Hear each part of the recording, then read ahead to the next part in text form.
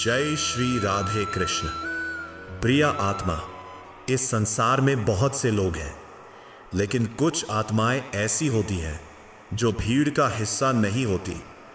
वे चुपचाप जीती है, चुपचाप सहती है और चुपचाप ही ईश्वर के सबसे निकट पहुंच जाती है। आज की यह कथा उन लोगों के लिए है जिनका हृदय मासूम है, जिनका मन क्षण से खाली है और जिनकी आंखों में आंसू फिर भी करुणा से भरे हैं। यदि तुमने कभी यह प्रश्न किया है, हे कृष्ण मैं ही क्यों, तो यह कथा उसी प्रश्न का उत्तर है। प्रार्थना हे द्वारिकाधीश, हे योगेश्वर, हे अंतर्यामी श्री कृष्ण। जो भी आत्मा इस वाणी को सुन रही है, उसके जीवन में धैर्य का दीपक कभी बुझने ना पाए।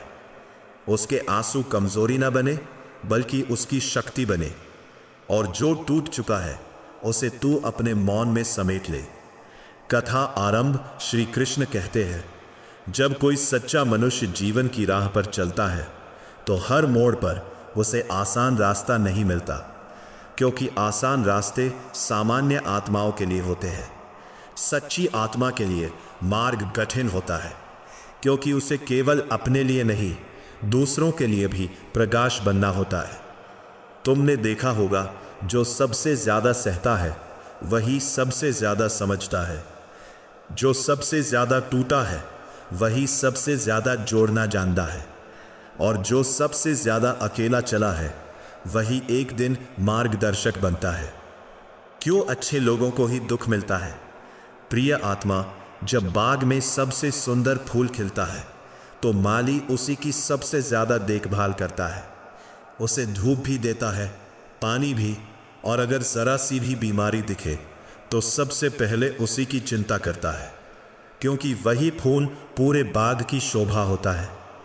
ठीक वैसे ही जब कोई आत्मा भीतर से निर्मल होती है तो ब्रह्मांड उसे साधारण नहीं रहने देता। उसकी परीक्षा होती है, नष्ट करने के लिए नहीं, निखारने के लिए। टूटना अंत नहीं है। कई बार तुम्हें लगता है कि अब सब समाप्त हो गया, रिश्ते टूट गए, विश्वास चूर हो गया और मन थक कर बैठ गया। पर श्री कृष्ण कहते हैं, जिसे तुम अंत समझते हो वही तो एक नए अध्याय की शुरुआत है। अच्छे लोगों की यही पहचान है, वे दुख में भी कड़वे नहीं होते। वे आंसू बहाते हैं पर जहर नहीं उगलते। मौन की शक्ति, जब संसार तुम्हें समझने में असफल हो जाए तो मौन धारण कर लेना, क्योंकि मौन कमजोरी नहीं, एक साधना है। जो व्यक्ति बिना बोले सह जाता है उसके भीतर ईश्वर स्वयं बोलता है। तुम्हारा हर अनकहा दर्द, हर छुपा आंसू स्वर्ग की भाषा में प्रार्थना बन जाता है। कुम्हार और माटी, एक कुम्हार जब माटी को मूर्ति बनाता है तो वह उसे बार बार थपथपाता है, कभी चोट पहुंचाता है, कभी आग में तपाता है। माटी अगर बोल पाती तो शायद कहती, मुझे ही क्यों, पर वही माटी अंत में मंदिर में स्थापित होती है। प्रिय आत्मा, तुम वही माटी हो। सत्य का मार्ग, सत्य पर चलना सबसे कठिन होता है, क्योंकि झूठ तालियां बटोरता है और सत्य अक्सर अकेला रह जाता है। पर श्री कृष्ण कहते हैं, जो अकेला चल सकता है वही आगे चलकर पथ बनाता है। दीपक की कथा। एक दीपक जब लगातार जलता है तो उसकी लौ कभी कभी डगमगाती है, पर बुझती नहीं। अच्छे लोग भी वैसे ही होते हैं।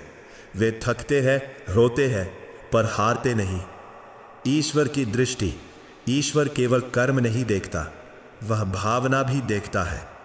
जो बिना स्वार्थ अच्छा करता है उसकी परीक्षा कठिन होती है, क्योंकि उसे ऊंचाई तक पहुंचना होता है। भाग 1 का समापन। यदि आज तुम्हें लग रहा है कि जीवन तुम्हारे साथ अन्याय कर रहा है, तो यह याद रखना, तुम्हें नजरअंदाज नहीं किया गया, तुम्हें चुना गया है। अभी कथा समाप्त नहीं हुई है, अभी तो तपस्या चल रही है। अकेलापन, मौन और भीतर जागती दिव्य शक्ति, श्री कृष्ण की आत्मा से निकली कथा। भूमिका। प्रिय आत्मा, अगर तुम इस समय अपने जीवन में अकेलेपन का अनुभव कर रहे हो, अगर तुम्हें लगता है कि कोई तुम्हें समझ नहीं रहा, अगर तुम्हारा मन भीड़ में भी सूना है तो यह समझ लेना, तुम किसी दंड से नहीं गुजर रहे, तुम तैयारी से गुजर रहे हो। श्री कृष्ण कहते हैं, अकेलापन वह भूमि है जहां आत्मा अपने असली स्वरूप को पहचानती है। अकेलापन क्यों दिया जाता है? जब कोई आत्मा भीतर से बहुत कोमल होती है तो उसे भीड़ से अलग किया जाता है, क्योंकि भीड़ आवाज देती है पर दिशा नहीं। अकेलापन डराता है पर भीतर झांकने की शक्ति देता है। श्री कृष्ण कहते हैं, मैंने कभी भी भीड़ में खड़े व्यक्ति से इतिहास नहीं रचवाया। इतिहास हमेशा अकेले चलने वालों ने रचा है। जब अपने ही साथ छोड़ दे, सबसे गहरा घाव बाहर से नहीं लगता, वो तब लगता है जब अपने पीठ फेर लेते हैं, जब जिन पर भरोसा था वही संदेह करने लगे, जब तुम्हारी अच्छाई तुम्हारे ही खिलाफ सबूत बना दी जाए। उस समय मन पूछता है, हे कृष्ण, मैंने तो किसी का बुरा नहीं किया, फिर मेरे साथ ही ऐसा क्यों? और श्री कृष्ण उत्तर शब्दों में नहीं, मौन में देते हैं। मौन की साधना, जब तुम्हारे पास कहने के लिए बहुत कुछ हो और फिर भी तुम चुप रहो, तो समझ लेना तुम साधना में हो। मौन कमजोरी नहीं, यह आत्मा की परिपक्वता है। जो हर बात का उत्तर नहीं देता, वो भीतर से उत्तर पा चुका होता है। भीतर की आग अकेलेपन में एक आग जलती है। यह आग दूसरों को जलाने के लिए नहीं, खुद को प्रकाशित करने के लिए होती है। तुम्हारे भीतर धीरे धीरे एक नई शक्ति जन्म लेती है। ऐसी शक्ति जो किसी सहारे की मोहताज नहीं, ऐसी शक्ति जो तालियों से नहीं, अंतरात्मा की स्वीकृति से चलती है। क्यों अच्छे लोग टूटते हैं? श्री कृष्ण कहते हैं, जो व्यक्ति दूसरों का बोझ उठाता है, उसका बोझ मैं उठाता हूं, लेकिन उससे पहले मैं उसे तोड़ता हूं, क्योंकि जो टूटा नहीं वो कभी पूरा नहीं बनता। तुम्हारी हर टूटन तुम्हें और गहराई देती है। आंसू कमजोरी नहीं, दुनिया आंसुओं को कमजोरी समझती है, पर श्री कृष्ण कहते हैं, जो रो सकता है वही सबसे ज्यादा मजबूत होता है, क्योंकि उसने अपने भीतर की सच्चाई को स्वीकार किया है। जो नहीं रोता वो भीतर ही भीतर सूख जाता है। धैर्य का फल, जब तुम सब कुछ खोकर भी कटु नहीं होते, जब तुम्हें बार बार ठुकराया जाता है और फिर भी तुम प्रेम छोड़ते नहीं, तब ईश्वर तुम्हारे चरित्र पर अपनी मुहर लगा देता है। यह मुहर दिखती नहीं, पर समय आने पर पूरा संसार इसे पहचानता है। अकेले चलने का रहस्य, सत्य पर चलने वाला हमेशा अकेला होता है, क्योंकि सत्य भीड़ में नहीं चलता। पर यही अकेलापन एक दिन तुम्हें इतना मजबूत बना देता है कि तुम हजारों के लिए आधार बन जाते हो। भीतर जागती चेतना, एक समय ऐसा आता है जब तुम लोगों की राय सुनना बंद कर देते हो। तब तुम्हारा मार्गदर्शक कोई बाहर का नहीं, तुम्हारी चेतना होती है। श्री कृष्ण कहते हैं, जब शिष्य भीतर से जाग जाता है तो गुरु मौन हो जाता है। कष्ट क्यों बढ़ते हैं? जब तुम्हारी क्षमता बढ़ती है तो तुम्हारी परीक्षा भी कठिन हो जाती है। यह दंड नहीं, यह प्रमाण है, प्रमाण कि तुम साधारण नहीं हो। अग्नि में तपना सोना आग से डरता नहीं, क्योंकि आग उसे नष्ट नहीं करती, शुद्ध करती है। अच्छी आत्माएं भी अग्नि से गुजरती है, ताकि उनका असली तेज बाहर आ सके। जब सब छिन जाए, जब जीवन तुमसे सब कुछ छीन ले, नाम, सम्मान, साथ, आश्वासन, तब तुम्हारे पास केवल तुम बचते हो। और वही क्षण सबसे पवित्र होता है, क्योंकि तब ईश्वर तुमसे सीधे जुड़ता है। भाग 2 का समापन। अगर आज तुम चुप हो, अकेले हो और फिर भी कटु नहीं हो, तो जान लो तुम टूट नहीं रहे, तैयार हो रहे हो। अभी कथा और गहरी होगी। अभी सबसे बड़ा रहस्य खुलना बाकी है। अच्छे लोग ही क्यों दुनिया का संतुलन संभालते हैं।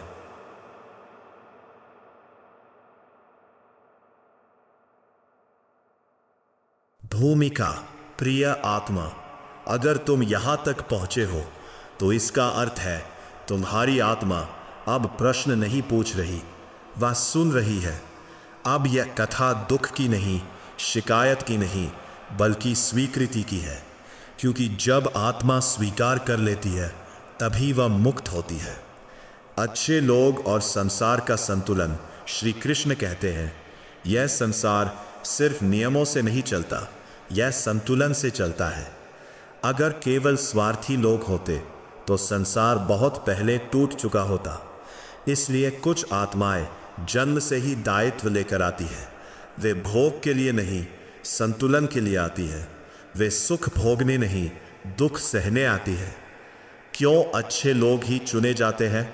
क्योंकि जो भीतर से कमज़ोर होता है वह पीड़ा में कठोर हो जाता है, लेकिन जो भीतर से निर्मल होता है वह पीड़ा में भी करुणा नहीं छोड़ता, और यही करुणा ईश्वर को प्रिय होती है। जब मन पूछता है मैं ही क्यों, यह प्रश्न हर सच्चे मनुष्य के मन में आता है। जब उसने सबके लिए अच्छा किया हो और बदले में कांटे मिले हो, जब उसने किसी का बुरा ना चाहा हो और फिर भी वह अकेला खड़ा हो, तब मन कहता है मैं ही क्यों। और उसी क्षण श्री कृष्ण मौन में उत्तर देते हैं, क्योंकि तू सह सकता है। सामर्थ्य की पहचान। ईश्वर कमज़ोर कंधों पर भारी बोझ नहीं रखता। जिस आत्मा में सहन शक्ति होती है उसी को अग्निपथ दिया जाता है। यह दंड नहीं, यह विश्वास है। टूटन के भीतर निर्माण। जब सच्चे लोग टूटते हैं तो बाहर से टूटते दिखते हैं, लेकिन भीतर वे गढ़े जा रहे होते हैं। एक नई दृष्टि, एक नई समझ, एक नया मौन उनके भीतर आकार लेता है। यही वह समय होता है जब आत्मा भीतर से जन्म लेती है। मौन का संदेश। तुम्हारा मौन खाली नहीं है, वह शब्दों से ज़्यादा बोलता है। जो व्यक्ति हर अपमान का उत्तर नहीं देता वह अपनी ऊर्जा संचित कर रहा होता है, और जब वह ऊर्जा प्रकट होती है तो इतिहास बनता है। बिना शिकायत के चलना। अच्छे लोग एक बात अलग करते हैं, वे शिकायत नहीं करते। वे जानते हैं शिकायत ऊर्जा को नीचे खींचती है। वे सहते हैं पर भीतर विश्वास नहीं छोड़ते। जब दर्द वरदान बन जाता है, एक समय ऐसा आता है जब दर्द तुम्हें तोड़ता नहीं, वह तुझे शिक्षक बनाता है। तब तुम्हारा अनुभव दूसरों के लिए प्रकाश बन जाता है। तुम्हारी कहानी किसी की आशा बन जाती है।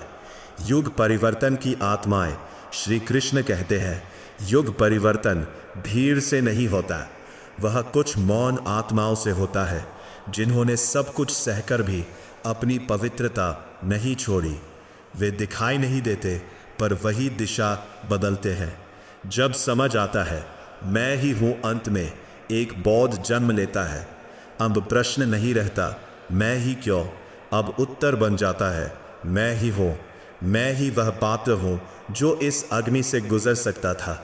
मैं ही वह दीप हूँ जो अंधेरे में जल सकता था। आत्मा का समर्पण। अब मन लड़ता नहीं, अब आत्मा समर्पण करती है, और समर्पण हार नहीं। यह सबसे बड़ी शक्ति है। अंतिम सत्य। जो व्यक्ति दूसरों का दर्द समझ सकता है वही सबसे ऊंचा उठता है। जो व्यक्ति अपनी अच्छाई हर कीमत पर बचाता है वही अमर बनता है। समापन। अगर आज तुम थके हो पर कड़वे नहीं हो तो समझ लो तुम जीत चुके हो। अगर तुम अकेले हो पर सत्य पर हो तो समझ लो ईश्वर तुम्हारे साथ है। और अगर तुम अब भी प्रेम कर पा रहे हो तो समझ लो तुम्हारी आत्मा पूर्ण हो चुकी है। अंतिम वाणी तो साधारण नहीं है। तू चुना गया है। तेरा मार्ग कठिन था क्योंकि तेरा उद्देश्य महान है। अब आगे तू रोशनी बनेगा।